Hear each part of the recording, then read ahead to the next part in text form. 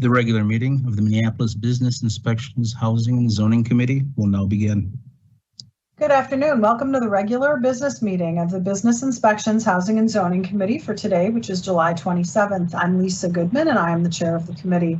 As we begin, I'll note for the record that we have remote participation from members of the City Council and City staff as authorized under Minnesota Statute Section 13D.021 due to the declared local public health emergency. The city will be recording and posting this meeting to the city's website and YouTube channel as a means of increasing public access and transparency. This meeting is public and subject to the open meeting law. At this time, I'll ask the clerk to call the roll so we can verify quorum for our meeting today. Councilmember Reich. Present. Councilmember Gordon. Here. Councilmember Osman. Here. Councilmember Ellison. Councilmember Schrader. Here. Chair Goodman. Present. There are 5 members present. There is a quorum present at the meeting today. I'll begin with the consent agenda, which includes items 5 through 13. Item 5 are the liquor license approvals and 6 are the license renewals. Item 7 are the gambling license approvals. Item number 8 is a Affordable Housing Trust Fund contingency pool loan for a project at 16 4th Street North. Item number 9 is a contract with the City of Lakes Land Trust for Minneapolis Homes Financing Program. Item 10 is a comp plan amendment to the built form guidance for a site at 3225 East Minnehaha Parkway. Item 11 is a loan from the Commercial Property Development Fund. This is for Rectangle organization operating as Rectangle Pizza. This is a $400,000 loan. Item number 12 is a multi-jurisdictional agreement for 35th and Penn Avenue North with Hennepin County. And item number 13 is Hennepin Schools Building Company. We're doing a revenue bond issuance. This is setting a public hearing. Is there any discussion on the consent agenda or items anyone would like to pull? Anyone?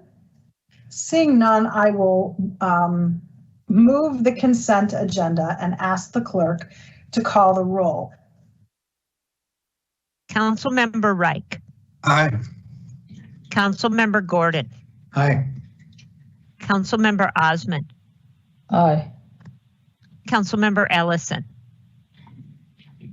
Councilmember Schrader. Aye. Chair Goodman. Aye. There are 5 ayes. Those items are approved. We also have a receive and file item and item number 14 and a postponed item on the agenda, item 15. Would anyone like to pull either of those items off for further discussion? Seeing none, I will move to receive and file item 14 and postpone item 15 to our next regularly scheduled meeting, which is August 10th. I'll ask the clerk to call the roll on that motion. Councilmember Reich. Aye. Councilmember Gordon. Aye. Councilmember Osman. Aye. Councilmember Ellison. Councilmember Schrader. Aye. Chair Goodman. Aye. There are 5 ayes. Those 2 items are approved. I will note that I saw Councilmember Ellison has joined the meeting. Maybe we could just have him say something so he can be recorded as being present. Yes, thank you, Madam Chair. I am in the meeting and I am present. Thank you. I'll ask that the clerk record Councilmember Ellison as voting in the affirmative on the consent agenda as well as the receive and file and postponed item. With that, we'll move on. Is that okay with you, Councilmember Ellison? Yes, that's it. Thank you. Okay, then we'll go ahead and move on to the public hearing agenda, starting with item number 1, which is O'Shaughnessy Distilling, and I will call on Ms. Deesher and Mr. Velasquez to give this report. Good afternoon, Madam Chair and committee members. I'm Enrique Velasquez, the Manager of Licenses and Consumer Services, presenting to you today an application from O'Shaughnessy Distilling LLC, doing business as O'Shaughnessy Distilling Company. This presentation was prepared by Inspector Christina Steester. O'Shaughnessy Distilling Company, located at 600 Malcolm Avenue Southeast in Ward 2, requests a pair of licenses. The first is an on-sale liquor cocktail room with limited entertainment and Sunday sales license. The second is an off-sale distilled spirits license with Sunday sales. The hours of operation will be Monday through Friday from 4 p.m. to 1 a.m., Saturday and Sunday from 12 p.m. to 1 a.m. O'Shaughnessy Distilling Company offers indoor seating for 237 guests across the 2-story cocktail room and seating for an additional 103 guests in its more than 4,000 square feet of outdoor patio space. On July 2nd, 8 public hearing notices were sent out to the residents and property owners within 600 feet of the premises, to the Prospect Park Neighborhood Association, to the Northeast Chamber of Commerce, and to Councilmember Gordon's office. No comments were received from the community in response to the public hearing notice. If approved, O'Shaughnessy Distilling Company will offer tours of the more than 28,000 square foot facility where guests can sample uniquely crafted whiskey before making their way to the 2-level cocktail room or the sprawling 4,000 square foot outdoor patio space. Full dinner menu will also be available. O'Shaughnessy Distilling Company has yet to open, so there are no 311 cases or police calls for service that are attributable to this location. The Licenses and Consumer Services Division recommends approval for both the on-sale liquor limited entertainment with Sunday sales license and the off-sale distilled spirits with Sunday sales license. This concludes my presentation, and I'll gladly stand for any comments or questions that you may have. Are there any questions for Mr. Velasquez on item number 1? Seeing none, thank you so much for your report and for the work of your team. I'm going to proceed to open the public hearing and ask the clerk if there are any speakers in queue on this item. There was one speaker signed up, Andrew Duggan. Okay, thank you, Mr. Duggan. Are you present? And you can press *6 to unmute, sir. I am present. Can you hear me? We can, sir. Great. Thank you, Chair Goodman. And I want to thank Councilmember Gordon as well for helping us get to this stage. We are extremely excited to join the neighborhood. And I think all of you, when you have an opportunity to come see us, we're more than happy to show you what we've been working on over the last year and a half. It's an exciting project. We're welcoming the master distiller from Irish Distillers. He's a world-renowned distiller into the town of Minneapolis. And over the last year, we've had some really tough times for the hospitality industry, and we're excited to be a positive note in that space. And we're looking forward and started hiring a really good, talented group of hospitality professionals from the area. So we're looking to welcome the neighborhood to our space. Thank you so much for your work, Mr. Duggan, for everything you're doing. We're excited to be able to come over and see your team in person. We'll see if there's anyone else on the call on item number 1. It does not look as though anyone is on the call, but I'll confirm that with the clerk. No one else is signed up to speak. Thank you, Lisa. Seeing no further speakers, I'm going to close the public hearing and call on Councilmember Gordon. Thank you very much, and I'm happy to move approval of this item, and I'm glad to see that you finally made it before our committee so that we could help you get on your way and be a big addition to Ward 2 and to the Prospect Park neighborhood. Thank you very much. Councilmember Gordon. I assume you're moving approval, so I will take that as a motion to approve and see if there's anyone else who'd like to speak to this issue. Seeing none, I will ask the clerk to please call the roll. Councilmember Reich. Aye. Councilmember Gordon. Aye. Councilmember Osman. Aye. Councilmember Ellison. Aye. Councilmember Schrader. Aye. Chair Goodman. Aye. There are 6 ayes. That carries and the motion is approved. We'll move on to item number 2, which is also a public hearing. This is the land sales and financing awards for the Missing Middle Rental Pilot Program. And I will turn the speaker over to Kevin Canase, who is going to give this report for his team.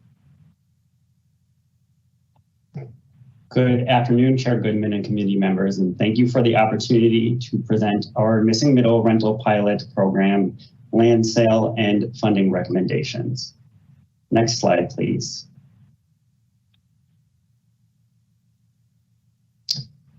The Missing Middle rental program was created to incentivize a diverse set of housing types at a smaller scale, not typically seen in Minneapolis through financing of affordable rental units that serve households at or below 50% of area median income. The program was designed to meet goals set out in the 2040 comp plan, such as increasing affordable housing types, creating housing options that allow people to stay within their communities, and leveraging funding to create additional units within developments that are financed. Missing middle housing designs tend to have smaller footprints on a unit-by-unit basis as compared to single-family homes, and allow for infill development density where otherwise it may not be possible. They are an important strategy for providing incremental development options that are more accessible to community-based and BIPOC developers. The program prioritizes projects that provide family units of 3 or more bedrooms and projects that seek certification through sustainable building programs. Staff received 9 applications for financing and 1 application for a non-funded land sale being reviewed separately.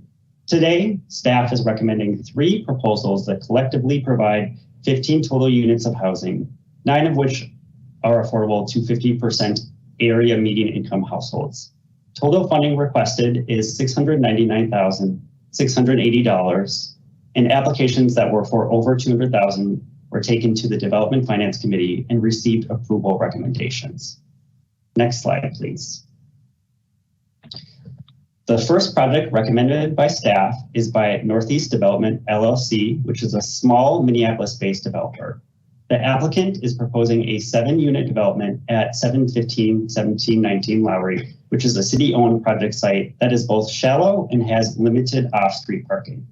The developer worked to design a building that fits the special site characteristic and provides 2 3-bedroom affordable units in addition to 5 non-affordable units. The project is recommended for $140,000 of financing for the affordable units. Next slide, please. The second project recommended by staff is by Good Neighbor Homes LLC, and it is a live-work building at 3707 Fremont Avenue North, which is also a city-owned project site. The developer is also a small Minneapolis-based developer, and they're proposing all 4 units to be affordable. 2 of those units would have live workspaces that allow local entrepreneurs the opportunity to develop business ideas without needing to rent separate commercial spaces. The developer is partnering with Northside Economic Opportunity Network, otherwise known as NEON, in this concept, and it has also worked closely with the Falwell Neighborhood Organization, which has an office space closely located near the proposed development. The project will be LEED Zero and Gold certified, in addition to being Green Home Institute certified, and is recommended for an incentive bonus to achieve those green standards. The project is recommended for $349,680 in financing. Next slide, please. The third recommendation recommended by staff is for a 4-unit townhome development at 2601-2605 14th Avenue South, also city-owned project site. The applicant, Keith Abdi, is a Minneapolis resident, BIPOC, and female developer who designed this project to house large families. The units are exceptionally large for rental units and all have a garage attached to the building. Keith is partnering with a general contractor and an architect who have worked on previous projects financed by the city. The project is recommended for $210,000. Next slide.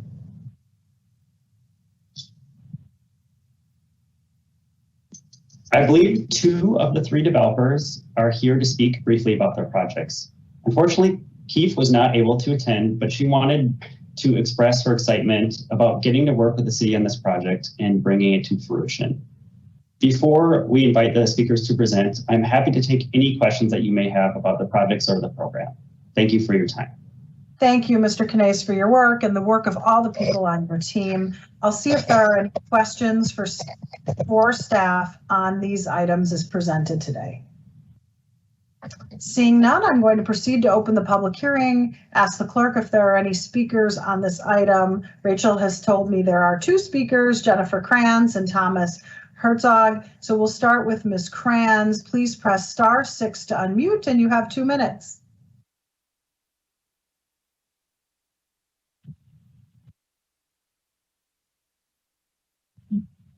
We'll check again and see if Jennifer, are you here? Yes, thank you. Chair Goodman and members of the committee, my name is Jenny Krantz, and I'm the owner of Northeast Development LLC. And on the call with me, I have my spouse and business partner, Michael Krantz. We submitted the proposal for 2015 and 2019 Lowry Avenue, and we are really excited about the staff's recommendation. We just wanted to take a quick minute to express our support for the Missing Middle program. We think it's a great way to encourage new affordable housing and also supporting local business. And then we also wanted to take a moment to thank city staff. Kevin Canase, Jamie Riddell, and Andrew Friends were all incredibly helpful, and we really appreciated their feedback and their prompt responses to all of our questions throughout the process. Thank you. Thank you so much for your work, Jen. We really appreciate it. We will then move on to, thank you. We'll move on to the second speaker, which is Thomas Herzog. You also have 2 minutes, sir. If you could press *6 to unmute. Hello, can you hear me? We can, sir. Thank you. Awesome. Chair Goodman and committee members, thank you. It's my pleasure to be here with you today. I'm Thomas Herzog of Good Neighbor Homes, and I just want to share a few words about Live Work Fremont and express my gratitude for the opportunity to make this investment in my community. As some of you may know, I own a nearby building that is more conventionally mixed use, meaning the commercial space is separate and distinct from the residential portion. And working in conjunction with the Falwell Neighborhood Association, we struggled for months to find a neighborhood entrepreneur who was ready to occupy a full commercial space like that. It's only 1,800 square feet. It was fully renovated and ready for someone to make it their own. But in this process, we realized that it was abundantly clear that what the neighborhood entrepreneurs needed, specifically in Falwell and broadly in Ward 4, what was needed was a smaller, more approachable and entry-level commercial space. And this project strives to meet that demand head-on by providing that small 200 to 300 square foot space of quasi-commercial frontage that is attached to a one-bedroom apartment. It's opportunity for both new housing that's affordable and for small business growth. A young entrepreneur can occupy this space for a year or two, or as long as they want, while they test their business ideas, concepts, refine their marketing and sales approaches, and on for generations to come. It's flexible, it's affordable, and it's right-sized for my neighborhood. Thank you for supporting this new development, and I want to end with just a quick haiku for you all. Small scale retail space, good homes for good neighbors. Northside deserves this. Thank you. Thank you so much, Mr. Herzog. Good luck with your project. The clerk tells me there are no further speakers. I'll just verify there are no further speakers. And then I will close the public hearing, and I'm going to call on Councilmember Ellison.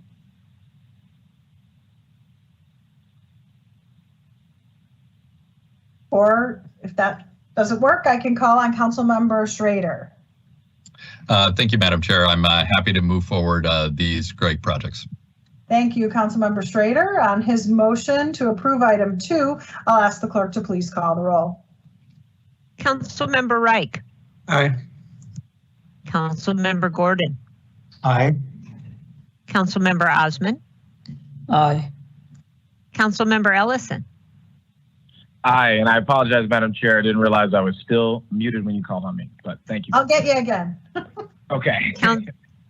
Councilmember Schrader. Aye.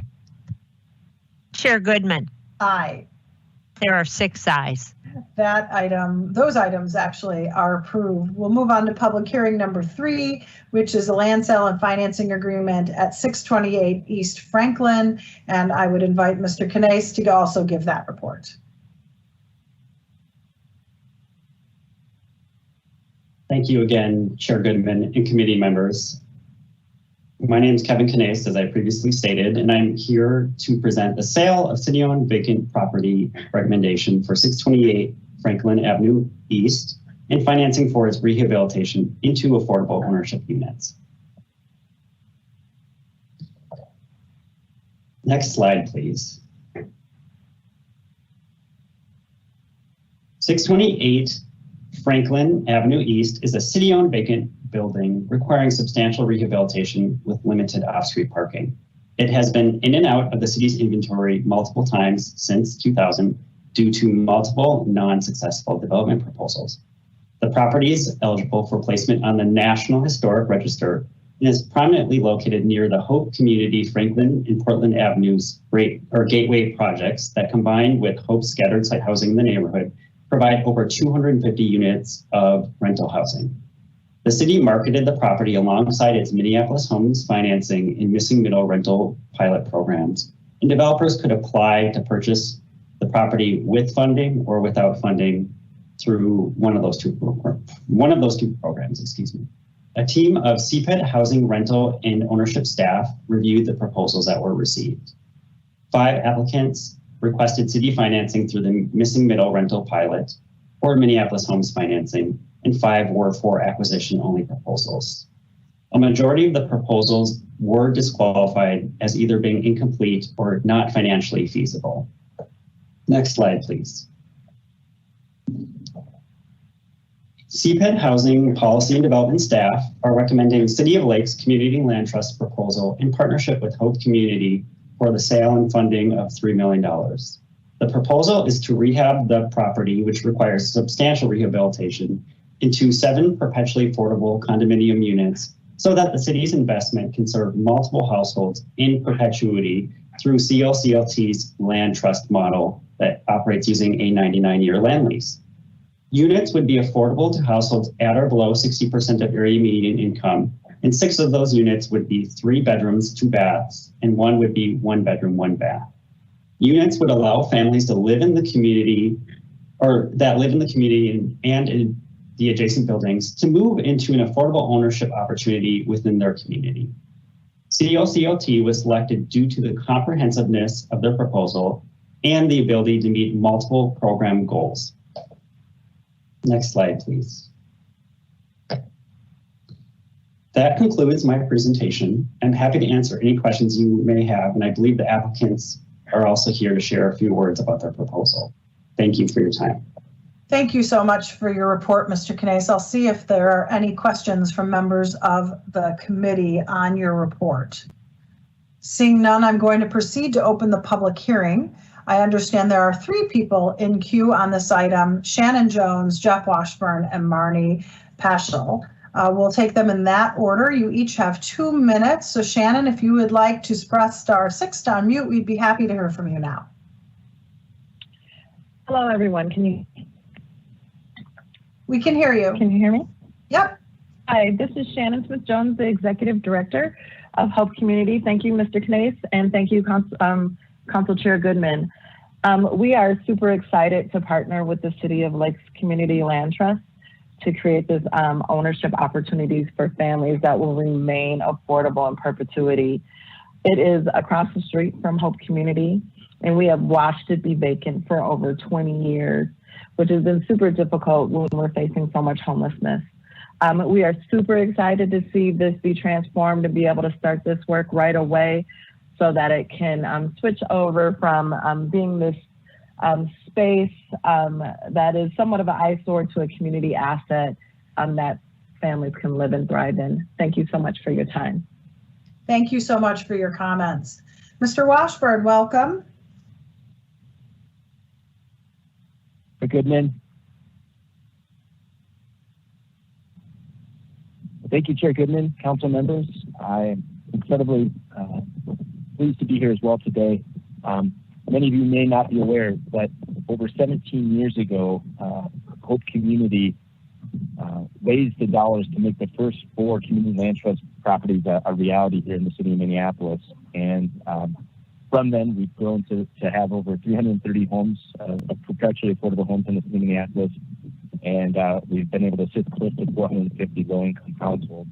As Shannon mentioned, ironically, this building has been vacant longer than we've been in existence, and we're incredibly excited to be partnering with Hope, in part because of, and I may botch these numbers a little bit, but what I recollect was approximately 80% of the Ventura Village neighborhood are renters, about 80% are households of color, and about 80% earn less than 60% of median income. And it speaks so well to our ability to assist larger families through outreach and marketing with the partnership with Hope Community to really help households who are going to benefit from an ownership opportunity right in the neighborhood that Hope has been so instrumental in growing. So, needless to say, we're excited. As Shannon mentioned, we're ready to go and really appreciative of the city of your support and by putting this forward and giving us an opportunity to make something amazing out of this building.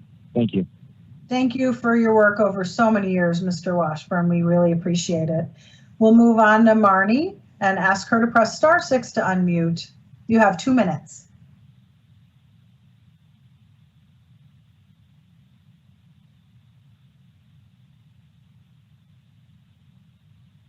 We'll just double check to see if Margie Paschall is on the line. Sounds like Marnie is on the line. Could you try pressing *6 to unmute, please?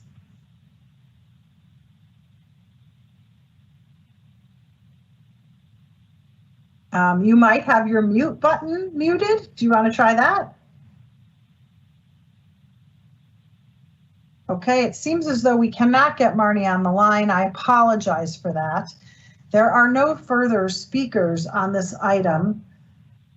So with that, I will close the public hearing and call on Councilmember Osman.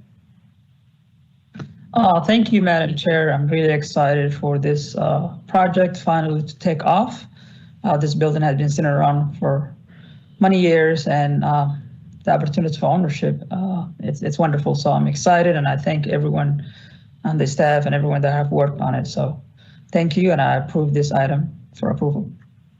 Councilmember Osman has moved approval of item number 3. I will ask the clerk to please call the roll. Councilmember Reich. Aye. Councilmember Gordon. Aye. Councilmember Osman. Aye.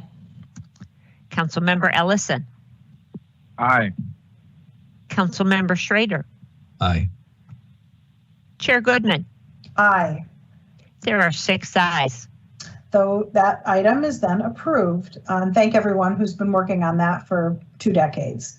Now we will move on to our quasi-judicial public hearing. This is a conditional use permit and variances appeal. And I will ask staff to give that presentation, and the staff doing that today will be Lindsay Silas. Ms. Silas, welcome. Hi, good afternoon, committee members. I have a presentation that IT can pull up here. The project in question is at 2648 Marshall Street Northeast. And there we go. So this is a residential parcel. It's over 20,000 square feet in size and is located on the east bank of the Mississippi River. The site is bordered by a 66-unit apartment building to the north and a large industrial concrete yard to the south. The site contains an existing duplex and detached garage. The applicant has proposed to establish a cluster development on the site, which would allow them to construct, to retain the existing duplex, to construct a new detached structure with 1 dwelling unit in it. That would be a 1-story structure. And they are also proposing a new 1,000 square foot detached garage and workshop. There's an existing detached garage on the site that would be demolished as part of the proposal. Next slide, please. At the June 28th meeting of the City Planning Commission, they approved the following applications for this proposal, which included a conditional use permit to establish a cluster development, and then 2 variances relating to the placement of the new structure on the site. Variance to allow development within 40 feet of the top of a steep slope in the Shoreland Overlay District, and a variance to the structure placement within the Mississippi River Corridor Critical Area Overlay District to allow the new structure to be within a Bluff impact zone, which is the area 20 feet within 20 feet of the top of the bluff line as defined by that ordinance. On July 8th, Liz Wielinski and others filed an appeal of the City Planning Commission's decision to approve the CUP and variances. Next slide, please. So there have been a number of comments received on the project, and staff just wanted to clarify that while this project is, this site was designated for parks in Minneapolis 2040 in the land use map, and then parks and open space on the built form map. So there is kind of that designation here now. However, even though it has that parks designation, it is currently a privately owned lot. The properties on either side to the north and south are also privately owned. And the comprehensive plan does not prohibit owners from improving their privately owned property in ways that comply with the comprehensive plan and zoning code. So I know there's been some discussion over what it means to have those park designations, and really what that came from in the 2040 plan was indications from the park board as far as their intentions for future expansion.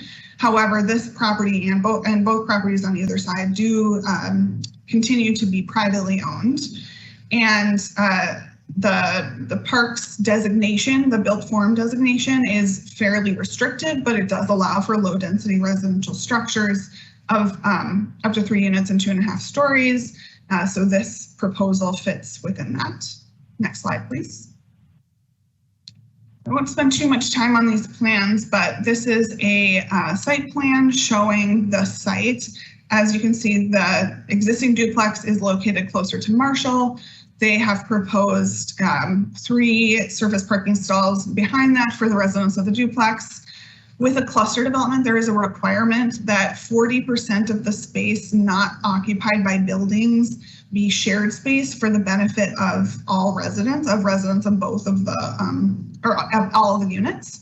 So they've proposed that between the surface parking and the proposed garage. Then you'll see the garage and then the new structure at the western edge of the site, closer to the river, which you can see that is kind of on the top of the bluff line as shown by those topographical indicators. Next slide, please. So I know that we'll probably get back to this when we talk about the findings, but this is a bluff line diagram submitted by the applicant showing the bluff line on the site and on the adjacent sites. And as you can see, this site specifically is significantly different, and the bluff line here is unique when compared to the properties on either side. So the properties to the north and south have retaining walls, and the bluff line is within 20 to 30 feet or less of the water line. Whereas on this site, the bluff line cuts into the site about 140 feet. Next slide, please. And then just for some context, these are some of the drawings of the proposed structure and of the proposed dwelling unit structure, and then the proposed garage structure. It's just a 1-story design. Because there is concrete debris on the site, they are not proposing a basement. Due to concerns with, destabilizing the area with that debris if they were to dig a basement there. Next slide, please. So for the staff analysis, staff finds the proposal to establish a cluster development of 3 units is very consistent with the Minneapolis 2040 plan. The proposed height of the structures and number of dwelling units is consistent with the guidance for park and open space. And next slide, please. The variances for the Shoreline Overlay District and Mississippi River Critical Corridor Area Overlay Districts were evaluated together because those ordinances or the variances were triggered by similar requirements in both ordinances. Staff does find that practical difficulties exist in complying with the ordinance because of circumstances unique to the property. And I just want to focus on this in 2 separate ways. One is that the primary practical difficulty is, as you saw in that bluff context diagram, is that the bluff line on this site is significantly different. It is a unique circumstance when compared to not just the properties to the north and south, but even the Marshall Terrace Park property located 2 parcels to the north, which does not have the same level of modifications on that property as are on the neighboring properties to the site. The bluff line on the site, as you saw in that bluff context diagram, cuts in much further to the site than any of the surrounding bluff lines. And that significantly restricts the buildable area of the site. So as we looked at when we saw the site plan, the requirements for cluster development include that shared space. Also, there are setback requirements between the buildings. And in order to accommodate those things, as well as constructing a new dwelling unit that's going to be 1 story for aging in place, those things were all in competition with each other. So staff did find that the bluff line here itself is a practical difficulty. In addition, the applicant had submitted information indicating that because there is concrete debris on the site, there are supports for the surrounding retaining walls on the site. The applicant had hypothesized that the natural bluff line here has been modified over time, given the amount of concrete debris here and the likelihood that this property has been used for dumping or for vehicle access to the river, being adjacent to an industrial concrete facility. However, I know there's kind of been a back and forth a bit about, whether this is the natural bluff line or not. And, the existence of this debris on the site is something that had indicated to the applicant and to staff that it may have been modified over time. However, staff finds that the practical difficulty, the unique circumstance exists whether this is the natural bluff line or not. And it seems at this point very difficult to be able to determine whether this bluff line has been modified in a significant way or not historically.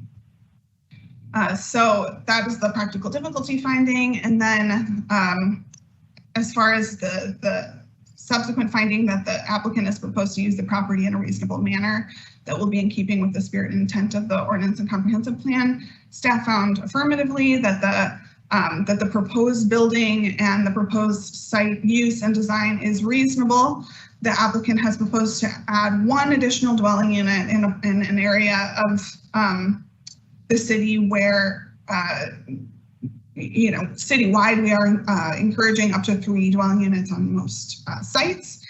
The applicant has proposed to set the new building back 96 feet from the protected water. So while it would still be on the top of the bluff line, the setback of the new structure is still significant as it would be seen from the water.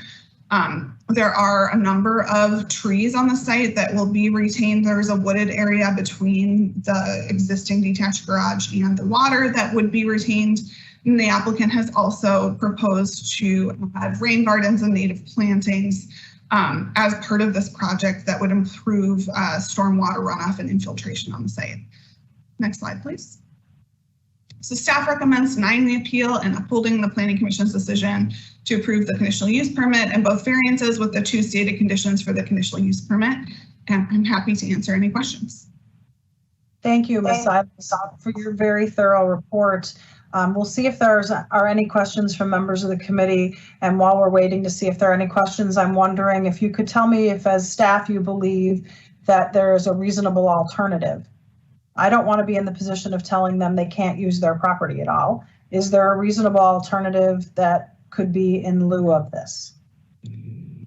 So I will allow that. I think the applicant has prepared some kind of displays that'll show, whether they think there's a reasonable alternative or not.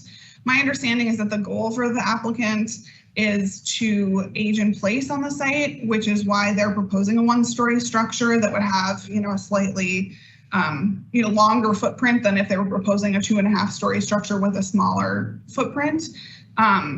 because of the requirements for a cluster development requiring that open space, because of the desire to provide parking for the residents of the duplex and the residents of the new structure, it does seem difficult that they would be able to fit all of those things and comply with the required setbacks from the top of the bluff or steep slope, in staff's opinion. Okay, thank you. We'll see if there's anyone else who on the committee who has any questions for staff. If not, I'm going to proceed to open the public hearing. Oh, I'm sorry. Go ahead, Councilmember Reich.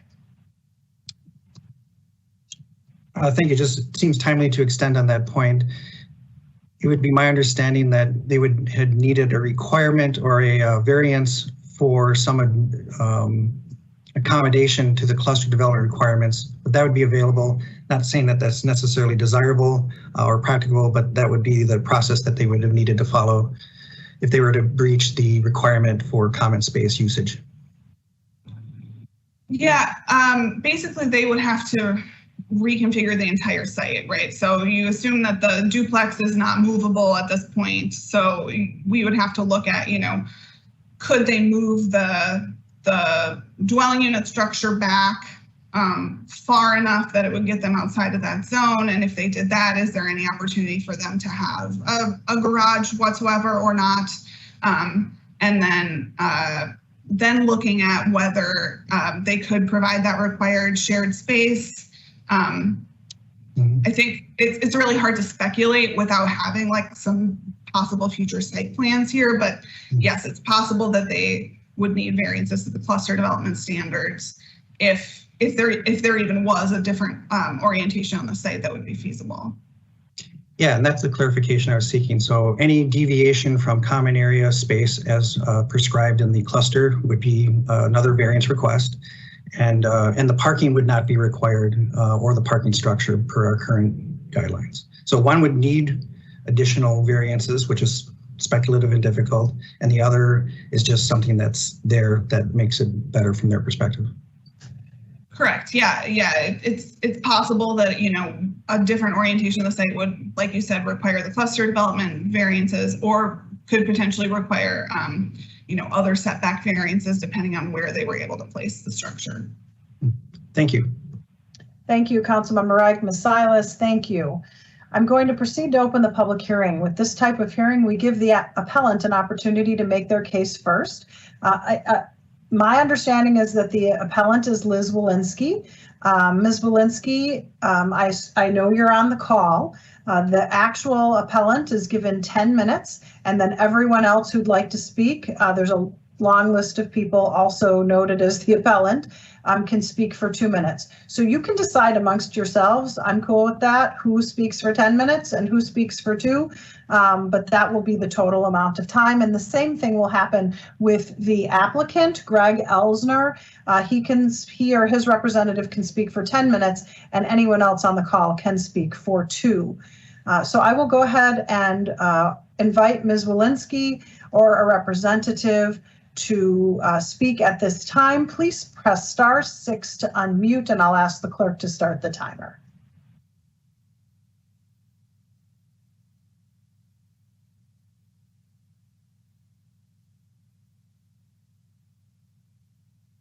Ms. Wielinski, are you on the call, and can you press *6 to unmute?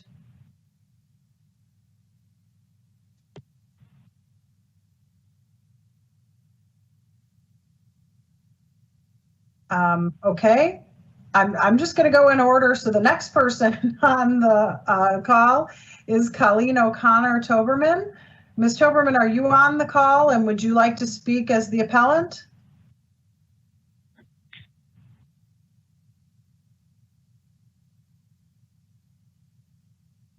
Okay, is Ms. Wielinski or Ms.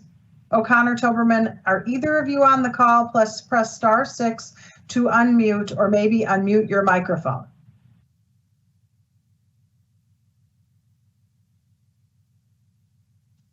The next speaker would be Keith Olstad. Mr. Olstad, are you on the line? Please press *6 to unmute.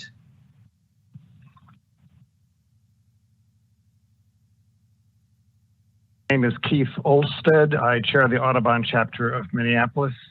Our chapter believes the Planning Commission approved the project at 2648 Marshall Street Northeast without properly applying the Mississippi River Critical Corridor Critical Area Ordinance.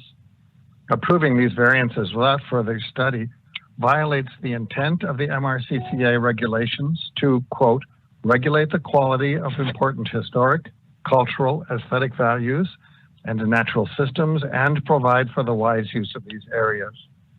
Please grant the appeal of this decision and to direct staff to apply the ordinance as intended, including by completing the required analyses. We believe the Planning Commission erred in its decision to approve a structure to be built directly on top of the River Bluff. This building will encroach on the protected Bluff impact zone in violation of the MRCCA ordinance. We disagree with staff's finding that of practical difficulties based on a claim that the bluff was modified by a previous owner. In fact, the record contains no evidence that a prior owner modified the bluff. Even if the bluff were modified, changes in geographic features within the MRCCA and Shoreland Overlay District do not justify overriding the environmental protections provided by these regulations. Alterations included in this project would erode and destabilize the riverbank and negatively affect area vegetation, diminishing habitat for birds and other wildlife using the Mississippi Flyway. Where's your dad with the fucking phone? In direct conflict with the intent of the MRCCA ordinance. Finally, approval of this project is inconsistent with current city and park board priorities to address historic inequities in access to parkland. This parcel is part of a land acquisition plan by the Minneapolis Park and Recreation Board, scheduled for inclusion in the Above the Falls Regional Park. It would delay linking North and Northeast Minneapolis to the rest of the regional park system, making expanding the Marshall Terrace Park for public river access impossible. Thank you, Mr. Elsner, for your comments. With the city's goal for the improve access for all communities. Please grant the appeal. Thank you. Thank you for your comments. The next speaker is Alan Mullenberg. Mr. Mullenberg, are you on the line?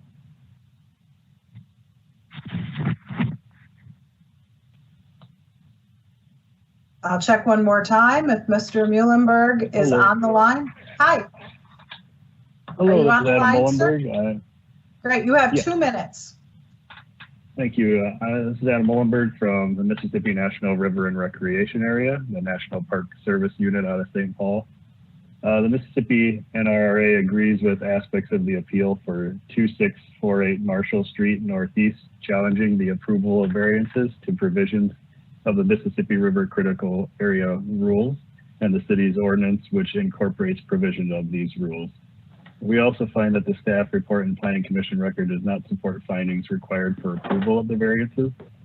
Also, contrary to what was presented at the Planning Commission meeting, the property did not appear to have any signs of industrial activity when staff were working on the river near the property recently.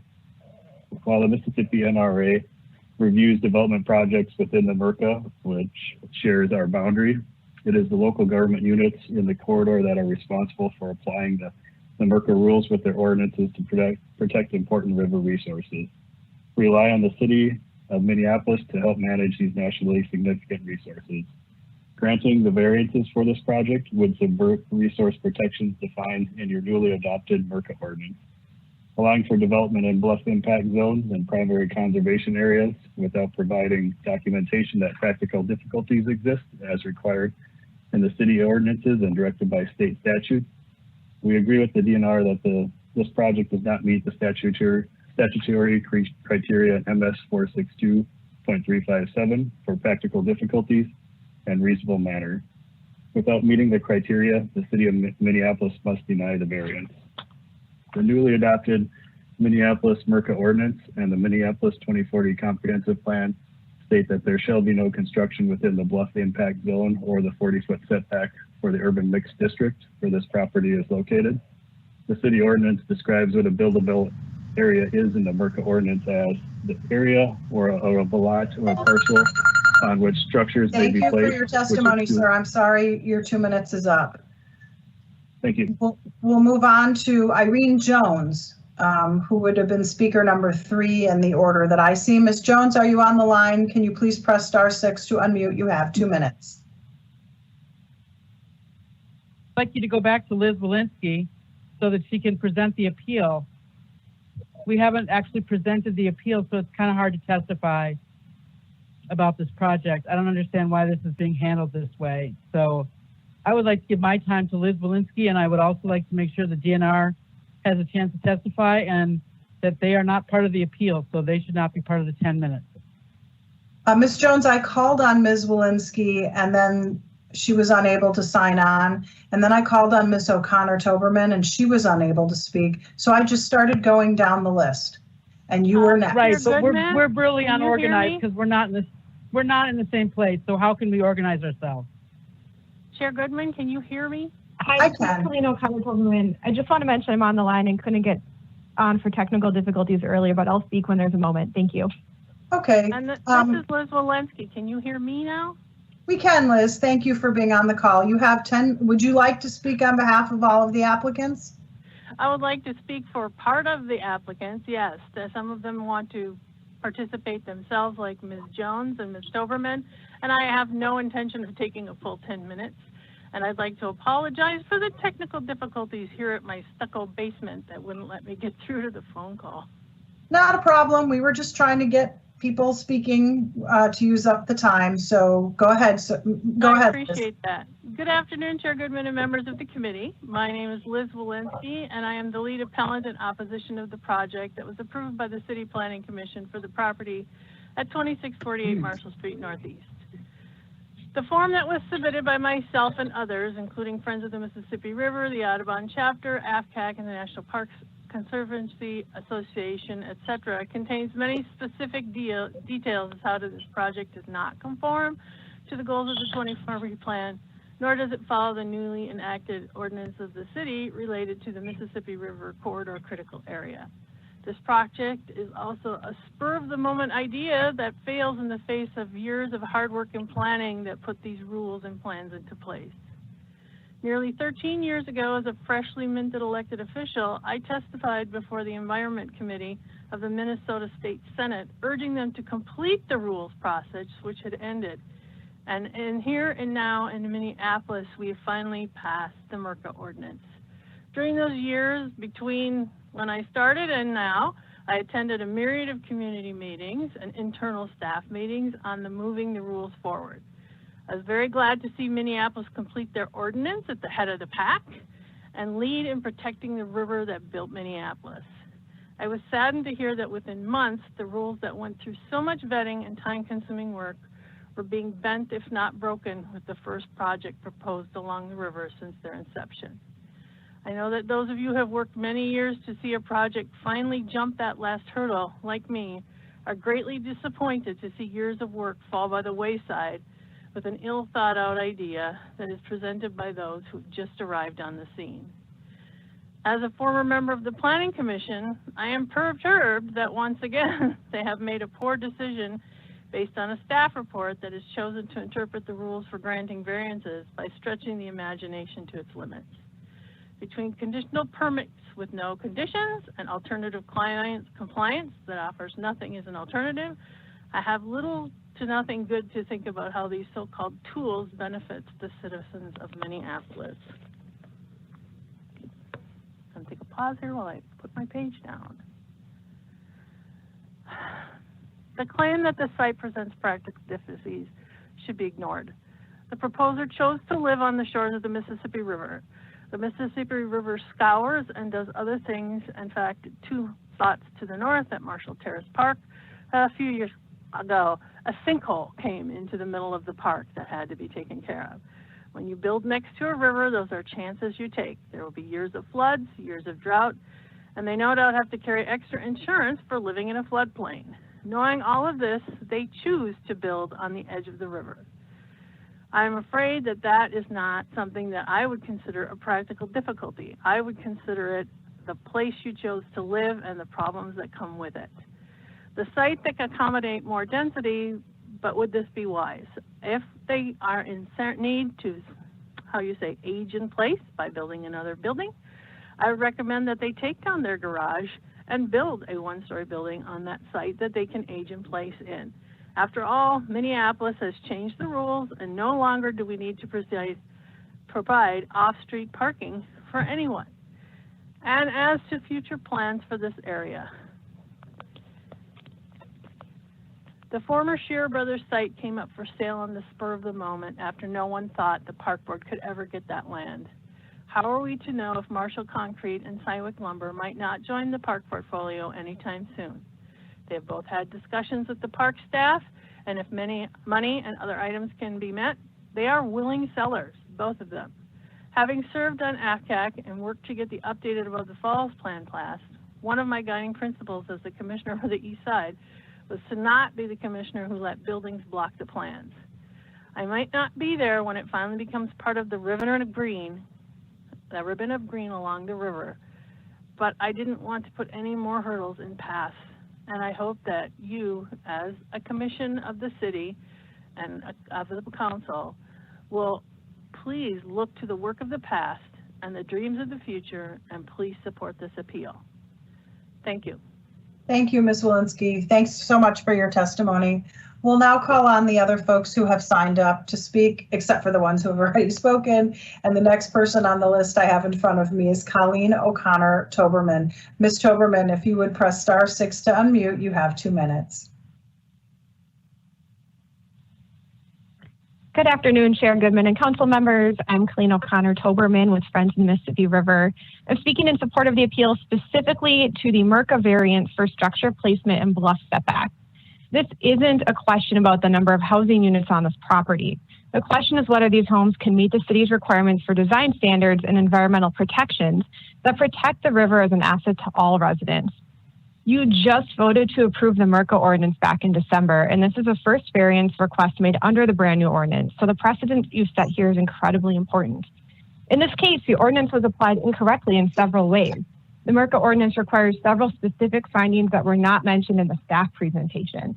For instance, variances are required to be in substantial compliance with the city's MERCA plan in extent, location, and intensity.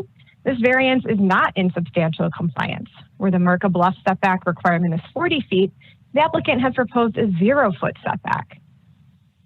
Also be consistent with the management purpose of the MERCA district, which specifically prioritizes bluff protection and erosion protection. This finding also is not met. Given the realities of increasing erosion from increasingly extreme rainfall, we can't afford to treat bluff protections as an afterthought. And the bluff's existence is not a practical difficulty. The property has plenty of buildable area to support reasonable use, as evidenced by the existing conforming home. I also believe that the site has sufficient space for an additional home if it were designed differently. I have to point out that a 1,000 square foot garage is enormous. That is bigger than many houses. So this variance application was driven by design preference, not practical difficulty. I doubt that this bluff setback variance would have been granted in other parts of the city along the river, and we can't hold more polluted and damaged areas like Northeast to a lesser standard for future development, and especially not when it comes to protecting what might be one of the very few natural bluffs remaining in the area. Finally, I'll note that the administrative requirements, such as proper notice to the DNR and a requirement to include several specific things in the application materials, were not met. The city's brand new, scientifically based MERCA ordinance was treated as an afterthought. Thank you. Thank you so much, Ms. Toberman. The next speaker is Irene Jones. Please press *6 to unmute. You have 2 minutes.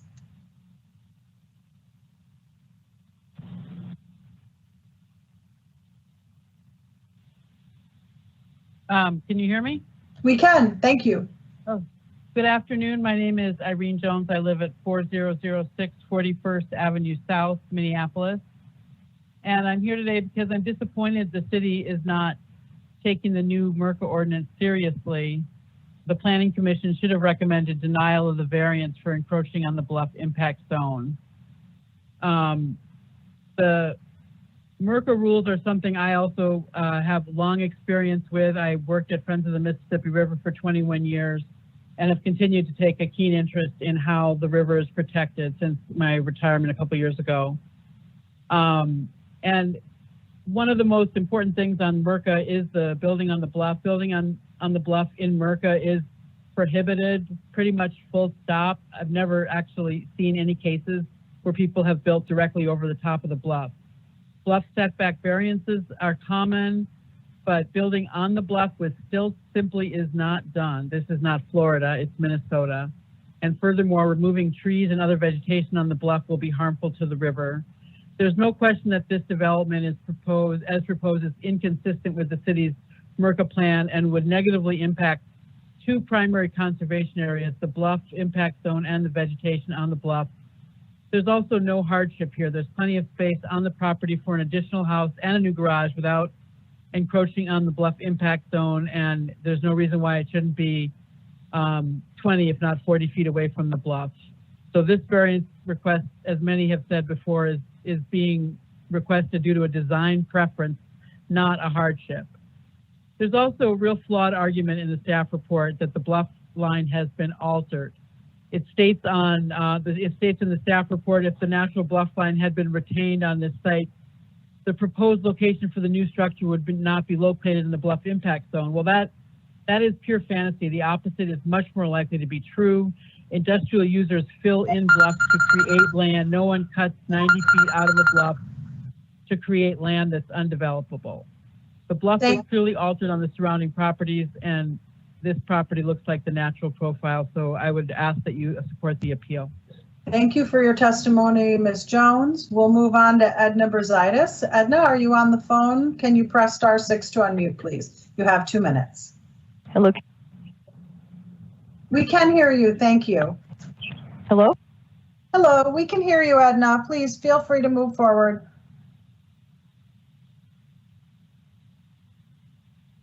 Edna, Hello? are you there? Can you hear me, Edna? Chair Goodman, I'm sorry, it didn't want to take *6 very well. It's okay. We won't start your testimony until now. Thank you for being here. Okay, thank you very much. Chair Goodman, I'm speaking for Friends of the Riverfront, and we support the appeal for the reasons stated in the D&R's detailed analysis. And going along with Irene Jones' point, the slope of 2648 Marshall was not altered due to industrial uses. And historical documents that I reviewed, including building permit cards, city directories, and real estate ads, all support the fact that 2648 was historically in residential use as it is today. It is far more likely that the adjoining properties have been altered with dredge spoils from the building of the Upper Harbor Terminal. In fact, the Park Board's history of Marshall Terrace Park says, quote, in the 1960s, some dredging of the river for the creation of the city's Upper Harbor on the opposite bank created fill for the area between the park and the river and increased the usable space by 4 acres, and that's huge. So this explains why the other areas are larger and filled in. A former property owner near 2648 Marshall said during a recent interview that at the time of the building of the Upper Harbor, there was tremendous pressure for property owners to accept dredge spoils on their property. Despite this, the owner of 2648 refused to accept the spoils. And if you look at the adjacent property, which is an apartment building that was built in 1968 before river protections, it has all the hallmarks of being the same situation as Marshall Terrace Park. It has a retaining wall up to the water that likely is also dredge spoils. Photographic evidence by the MWMO confirms the history of this site. And I did want to add a little bit to what Councilmember Reich said too. It would seem that there is space on this property for a cluster development with shared space. I think we have to consider that this space, perhaps with a variance, could use the slope down to the river, including canoeing. Thank you very much. Thank you so much for your testimony. We'll move on to the last person noted as an appellant, and that would be Mary McGuire. Ms. McGuire, are you on the line? And if you are, please feel free to press *6 to unmute. Yes. Thank you. You have 2 minutes, ma'am. Hello. Hello. Hello. This is Mary Jamin McGuire. I'm speaking on behalf of AFCAC, the Above the Falls Community Advisory Committee.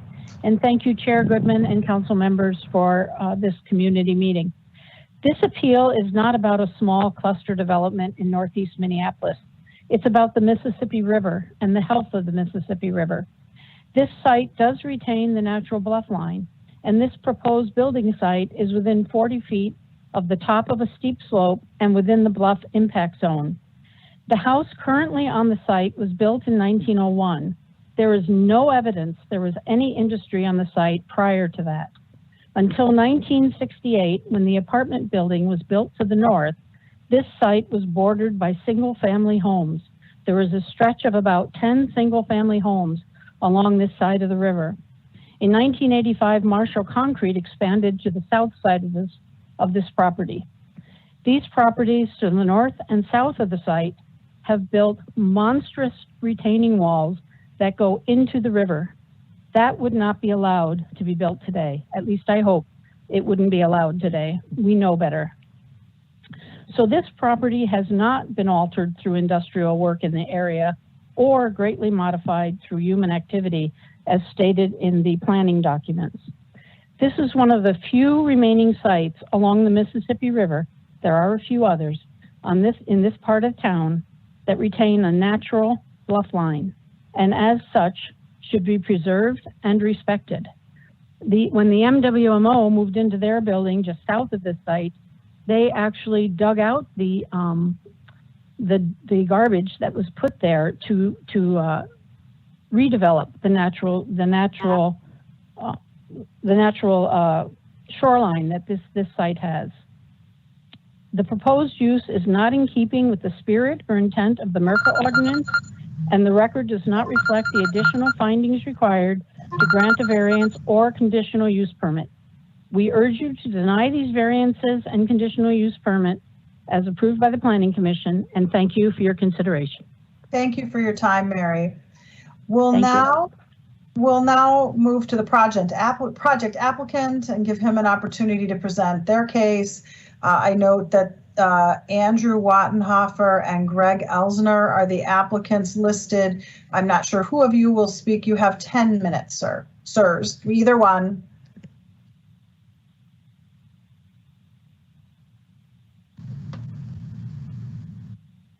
Greg Elsner or Andrew Wattenhofer? Are either of you on the line? Please press *6 to unmute.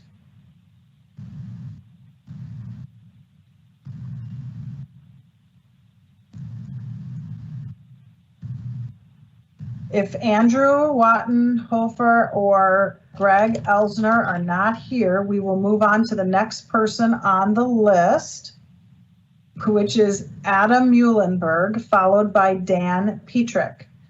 Adam, are you on the line? Please press *6 to unmute.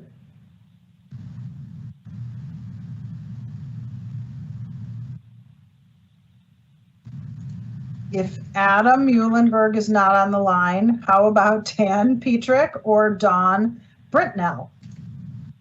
Hey, hello, can you hear me? This is Greg Elsner. Okay, Mr. Elsner, are you speaking on behalf, are you as the applicant speaking? No, Don and Andy are the applicants and they'll be speaking. Andy Wattenhofer and Don Britnell are the owners of the property and they'll be using 10 minutes. I'll follow up with 2 minutes of comments afterward. Thank you. Okay. I know they're on the line. Yeah. If either of the applicants are on the line, this would be the time. I urge you to press *6 now.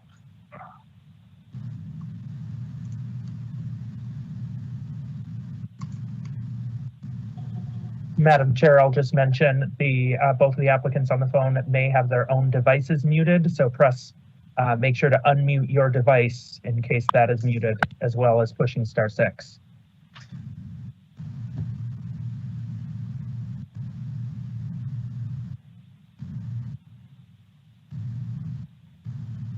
Okay.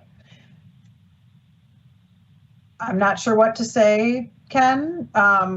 All the other people were able to figure it out. So we'll go ahead and ask Mr. Elsner to speak if Andrew Wattenhofer and the other applicant are not able to press *6, unmute, and or unmute their phones. So Greg, would you like to speak now?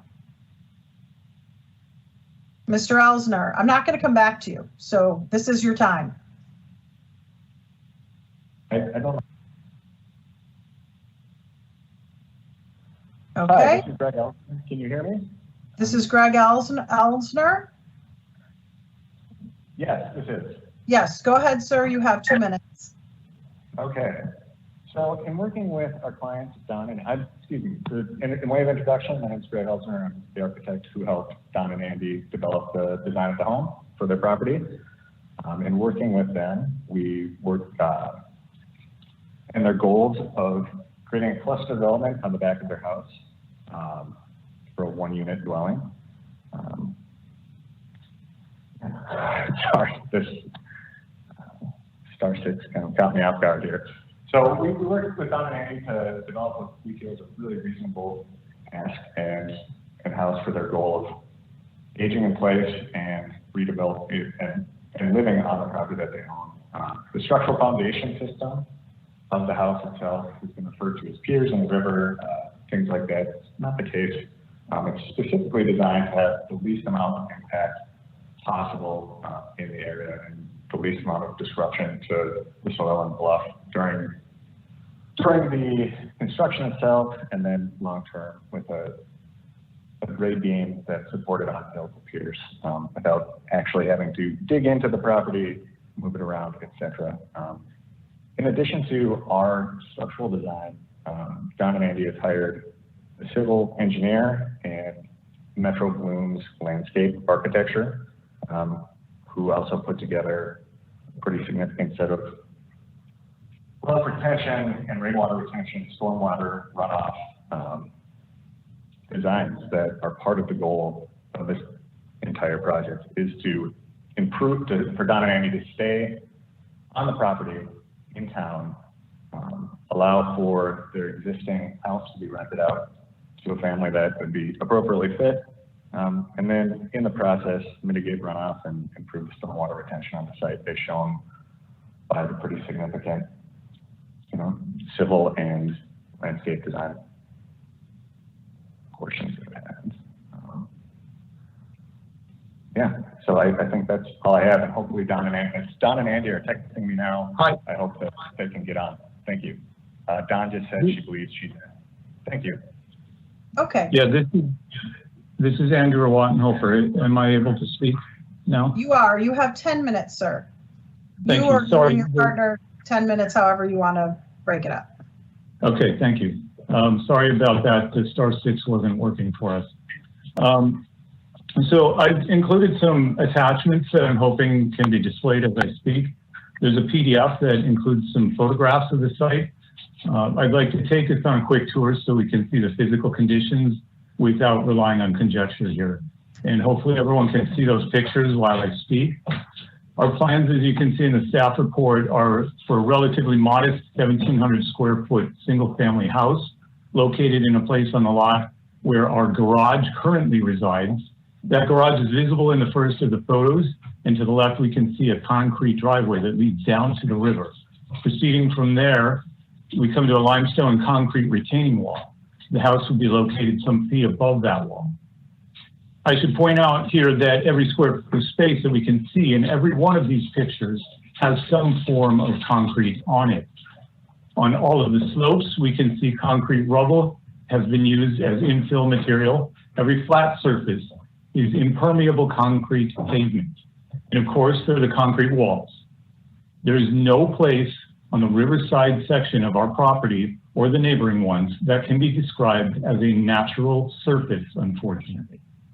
Looking to the north and south, we can see the retaining wall systems at the apartment parking lot and the Marshall concrete lot as they reach out to the river's edge. These create the unnatural bluff lines for those properties that are closer to the river than on our lot.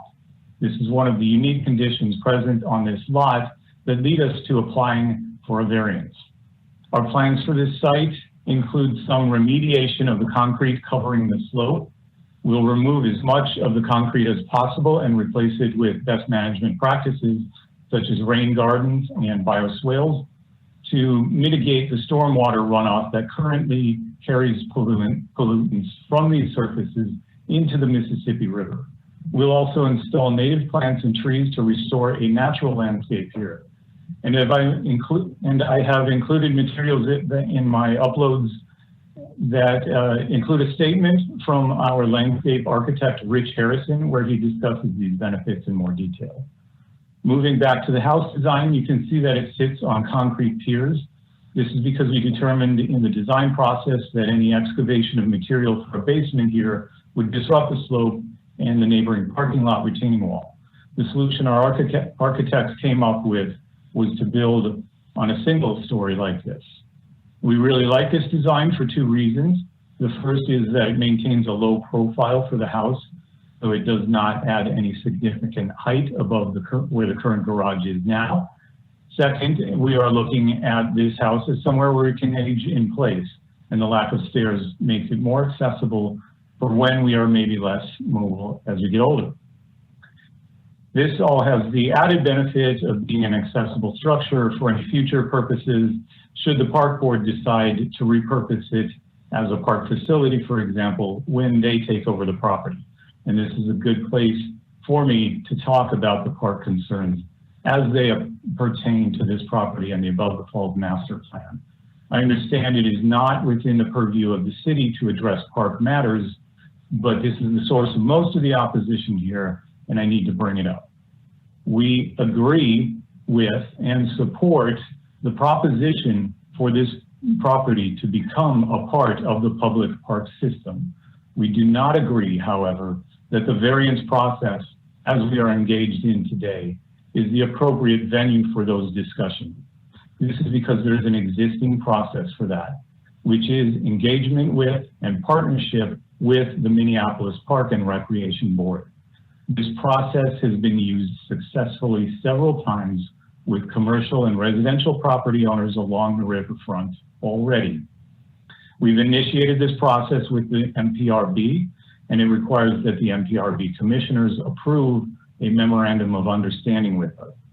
The MOU is in flight, and we expect it will be approved by the commissioners at their meeting on August 18th of this year.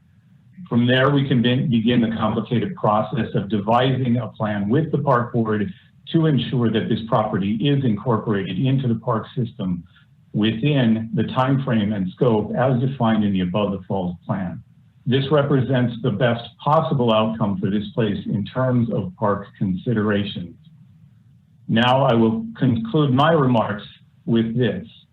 We believe that our plan here represents the best possible outcome for this property at this time on every measure. We have an attractive design that sits well in the existing landscape in a location that already has a building on it with minimal impact to its surroundings. It meets our needs both now and as we age in place in the city that we loved.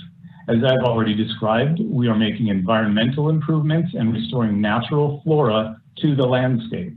We are adding residential density to an existing lot on the city, as is called for in the Minneapolis 2040 plan, and opening a unit in the duplex where we currently live for rental. With all of these improvements, we're increasing the value of the property and likewise adding to the city's tax base. And finally, we're guaranteeing the future of this property as a part of the Minneapolis Riverfront Parks system. With that, I want to say that we are very grateful to have the opportunity on our riverfront property here to be mindful stewards as it undergoes these transformations in the coming months and years. Thank you everyone for your time and attention. And I would like to give the rest of our time to my wife, Dawn Brent now. Good afternoon. Thank you. Welcome. I would like to thank the council members for their time and attention today, and I would also like to thank Lindsay Silas for her tireless work in assisting us with this complex process. Last week, the New York Times published an interview with Jerusalem Dunsis, a journalist who sought to answer the question why cities struggle with skyrocketing housing costs, increasing homelessness, and difficulty in implementing even humble public infrastructure projects. Her research identified two main barriers to development: complex bureaucracy and the weaponization of environmentalism and other progressive causes by small but organized groups of citizens who were, on average, older, whiter, and wealthier than the general population of the city. Our experience with this very modest project has mirrored her findings precisely. In order to meet all of the requirements to even have a variance hearing for this project, the point at which we would be told whether or not we could move forward, we had to spend literally tens of thousands of dollars on architectural and engineering costs. And while that may not seem like a lot of money to some of those opposed to this project, it is a lot of money to us, two first-generation college graduates who both work for the University of Minnesota. So why did we continue? Because we had been assured by city planning staff, the experts of city code, that we had a very clear case for the variances we sought. And additionally, this work had to be done to get this project to completion anyway. Moreover, when we emailed our city council member and our neighborhood organization fully 1 year before we were ever scheduled for a variance hearing, we received a reply of support from the council member and no reply from our neighborhood organization. Naively, we did not think this modest project would raise this level of objection, so we did not think we were taking a huge financial risk. We were then quite surprised when we were the Zoom equivalent of jumped by the president of our neighborhood organization, one of the people on this appeal, at our recent annual neighborhood meeting regarding our project. Why did she wait a year after the initial email until we had a variance hearing scheduled to address this with us when we literally live across the street from her? I don't know, but I suspect it is because she knew that she and the other signatories on this appeal have successfully used their privilege in the past to block other developments using this process. Those opposing our project make several claims in their appeal that are not rooted in any type of evidence. Andy has addressed some of these already, but I would like to address the claims made about migratory birds as an illustration. I'm not an ornithologist, but I've done some reading in the academic literature in this field now. And what I found is that buildings most highly associated with migratory bird collision are those that are taller, larger, and have large expanses of plate glass windows. This project has none of those characteristics.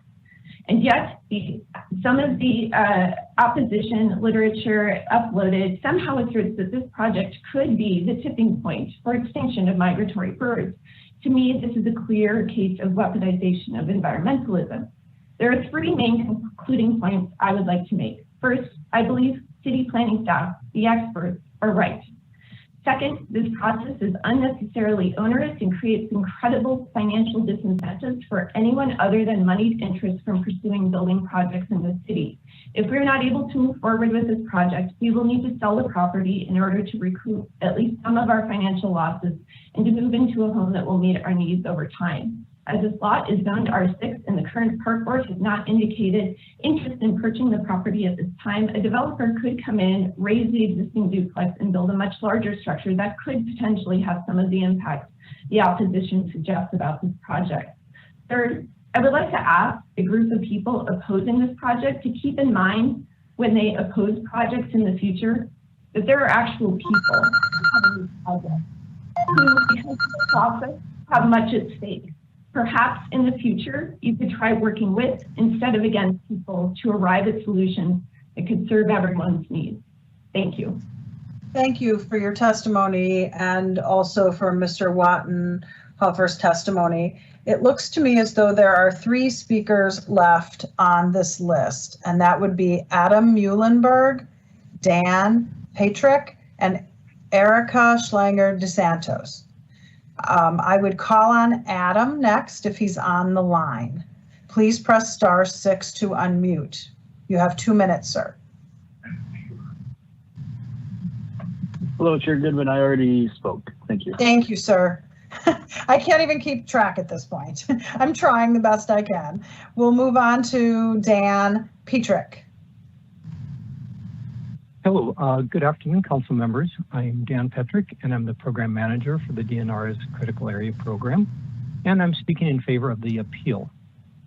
In developing the 2017 Critical Area Rules, the DNR worked closely with city staff to design critical area districts and setback and height regulations that were supportive of city growth and design goals while protecting shoreline, bluffs, and habitat. Bluff protection is central to the spirit and intent of your ordinance because bluffs, both altered and unaltered, provide critical habitat and scenic character, and they're prone to erosion from land alteration, structure placement, and stormwater runoff.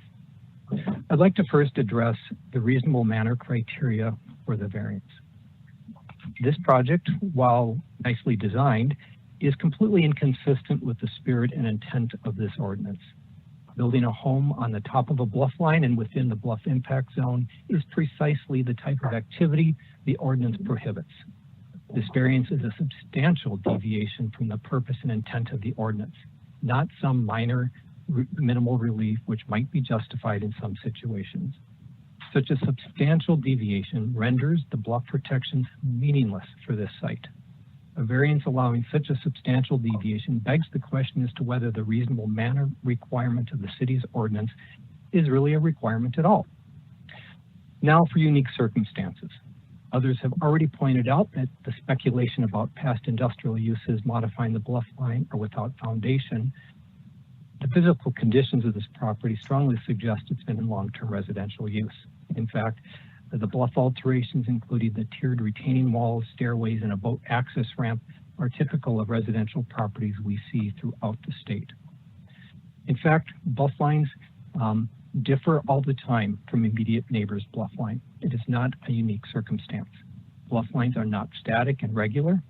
Rather, bluffs naturally undulate in response to water flows and erosion, and many have been altered to some degree. So regardless of whether the bluff has been altered, it's still susceptible to erosional forces and provides important scenic and habitat character, which is a rarity in this stretch of the river. So with that, we urge you to support the appeal. Thank you so much for your testimony. The last speaker is Erica Schleger dos Santos. Are you on the call, Erica? Please press *6 to unmute.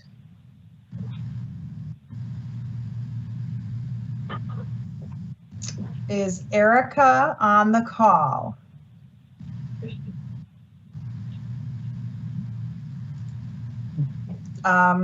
Okay, if Erica is not on the call, that concludes the list of public speakers that I have on this appeal. So I'm going to go ahead and close the public hearing.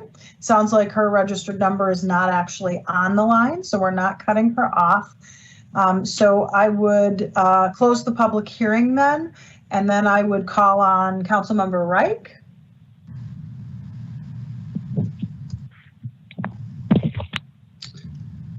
Thank you, Madam Chair. And clearly from the testimony and the length and passion of the discussion and arguments, we have a very difficult decision before us. I will note, even though we are not party to the decisions of Park and Rec, Commissioner Meyer did reach out to me for full disclosure and gave me some of his insights on their deliberation, and did caution me as to the unexecuted potential document in terms of an MOU, which I think in spirit is very much in terms of the counter applicants or the applicants for the project, as they typify, I think in the spirit of which I think there are conversations, but he was cautioning me as to it being executed and approved. So I just wanted to share that because that seemed like germane information for the body, and to have full disclosure on my ex parte communications. I will say that there's certainly an interest in the city in terms of housing policy that was described in staff and some of the other discussions. But clearly we have a counterposing set of interests in terms of our natural resources, and policies that are newly minted have been much of our discussion. I would say that a lot of the discussion in terms of what the Planning Commission had on a split decision in the affirmative, and again, this was some of the information I got from Chris Meyer, who also serves on that commission. Some of the information in terms of Bluff Line were different in his perspective subsequently than when he was presented at the time, and of course that's reflected in the staff report, which heavily relies on the notion of was this a natural bluff line or not, and it seems like there's less of an emphasis on that based on today's staff presentation. It's more about the irregularity created by the two adjacent properties and even some of the other adjacent properties, some of which have been addressed by people who spoke in favor of the applicants. And clearly the intentions and design of the people who were presenting, I would not ever question the veracity of their involvement and intent, particularly towards the river, the neighborhood, or the design of their project. I think it's all sound. Certainly in the abstract, it'd be very hard to argue that this is not a good sensitive design for the purposes intended. And certainly when it was brought to my attention in the absence of any other considerations that would stand, and I did look at my communication from over a year ago. Of course, what's presented to us now and heavily relied upon in terms of the applicant to deny on appeal does rely on our newly minted regulations for the river, particularly the MRCCA. And there, I think the question pivots. That with the reasonable use of existing land right and the regulations put in place for the current and long-term view of the river are a very special resource. And on that, I would say, yeah, a zero lot line variance in the absence of a hard and fast practical difficulty. And what I mean by that, it seems as though there could have been some alternatives in terms of design. Reasonable or practical, those are debatable notions of where that line is drawn. Obviously, variances would have been needed for any deviation from the cluster development requirements, but then we would be counterposing which kind of variances do we want to approve good projects per se. And it seems to me that the evidence is not really supporting